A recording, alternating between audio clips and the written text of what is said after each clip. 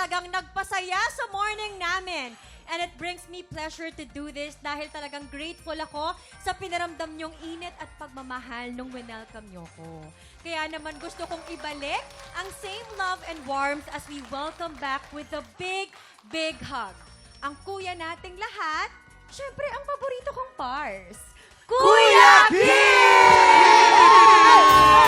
Thank you, Kuya Kim! Group hug!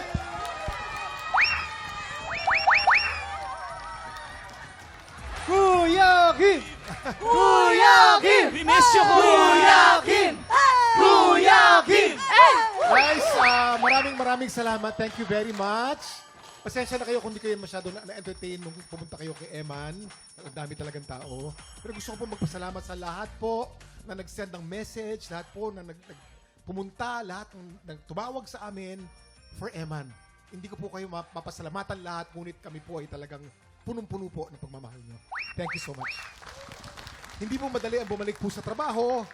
It's not back to normal. Pero gusto po ni Eman, ako po ay bumalik dito at pagbigay ng saya. Sabi nga, a little kindness every day.